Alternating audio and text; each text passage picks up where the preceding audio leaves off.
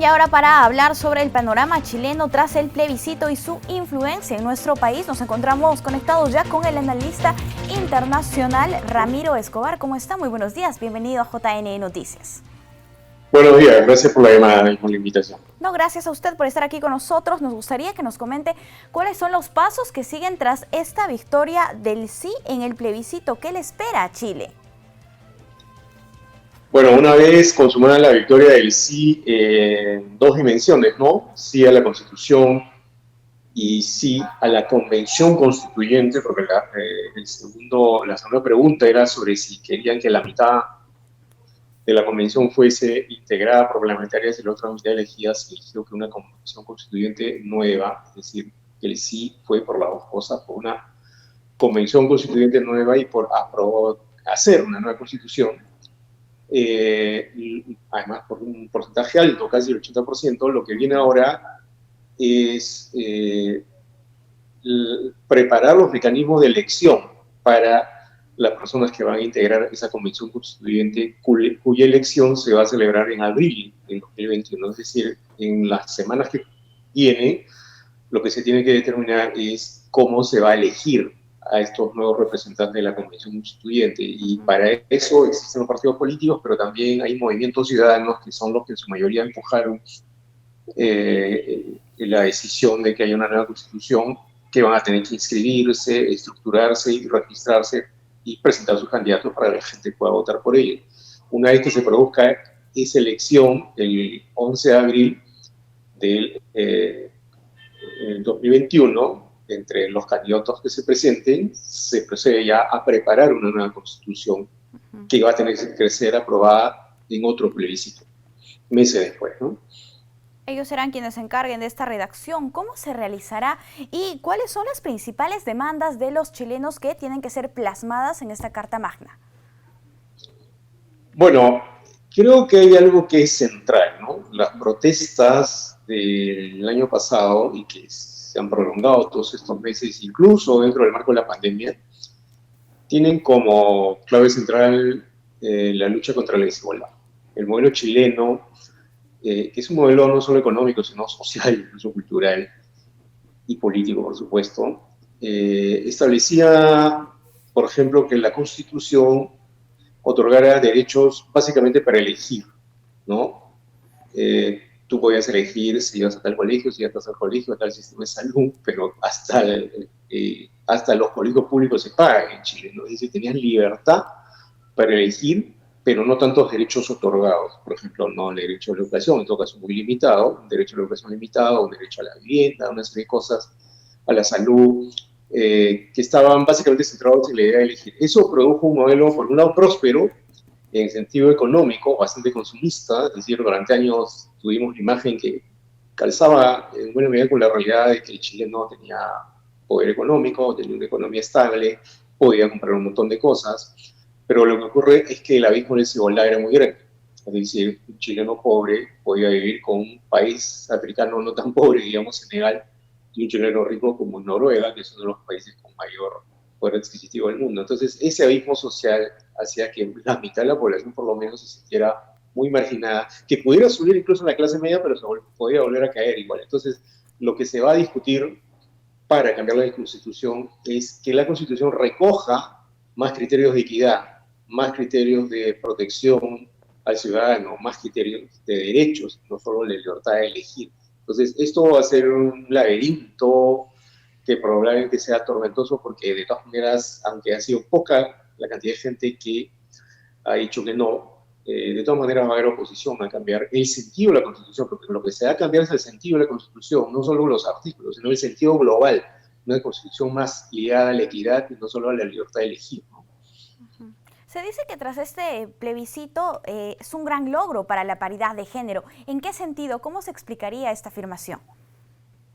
Bueno, esa pregunta es muy importante porque en la Convención Constituyente la mitad de las constituyentes van a ser mujeres. Eso se ha acordado y así va a tener que ser. Los partidos políticos van a tener que presentar listas paritarias y los mecanismos de elección van a determinar que la mitad sean mujeres. Y esto es bien importante porque los movimientos de mujeres fueron uno de los grandes puntales de la marea de protesta. La marea de protesta yo creo que tuvo varias columnas, ¿ya? Es decir, una fueron las mujeres, como estamos diciendo, movimientos de mujeres organizados, quizá no tan fuertes como la de Argentina, que son bastante fuertes en Argentina, pero en Chile también, movimientos indígenas, ¿no?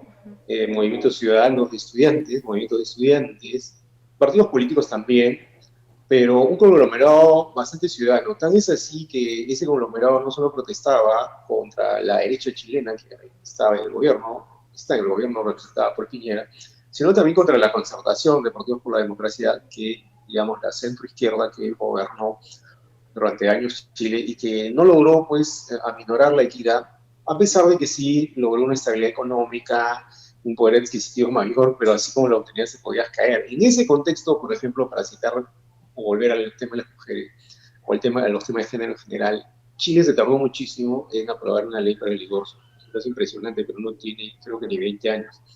Ese tipo de amarras ideológicas y legales probablemente van a caer con más fuerza. Ahora ya existe una ley para el divorcio, pero hay otra serie de dimensiones de la vida social que no tenían, paradójicamente se hablaba de libertad, pero no permitían elegir realmente, pues, a muchos colectivos como los indígenas, las mujeres, o la comunidad LGTBI, que también ha sido un movimiento gravitante en esta protesta y en este logro, ¿no? Bien, señor Ramiro, además nos gustaría hablar un poco de cuál es la influencia que tendrían estos resultados en nuestro país, porque si bien es cierto el plebiscito nace a partir de la protesta social, esta situación se podría replicar en otras partes del continente también, en nuestro país sería posible. Además esto como que aumentaría la demanda a querer cambiar la constitución política que tenemos. Mira, toda constitución debe interpretar no solo al sistema político, sino a la sociedad, las demandas, los derechos, los deberes, por supuesto también la libertad de elegir, ¿no? O sea, los derechos de las personas son políticos, son sociales, son económicos, son individuales, son colectivos, o sea, hay una cantidad de derechos que se pueden asegurar a las personas de acuerdo a la ley. Ya, hay quienes piensan que hay que privilegiar los derechos políticos y no preocuparse de los derechos sociales, pero las constituciones más avanzadas, las que proveen una cierta estabilidad a los países europeos, por ejemplo, ¿no? Quizás no Estados Unidos, porque es una constitución bastante individualista, pero los países que solemos admirar, por lo que hay más equidad social y menos problemas, digamos, las constituciones otorgan una variedad de derechos. Y lo que ocurre en América Latina, y Chile ha sido la expresión mayor, es que lo que está en las constituciones no siempre coincide con los problemas reales de las personas y con los derechos que tendrían que tener las personas. Voy a poner un ejemplo muy de este tiempo. Por ejemplo, los sistemas de salud.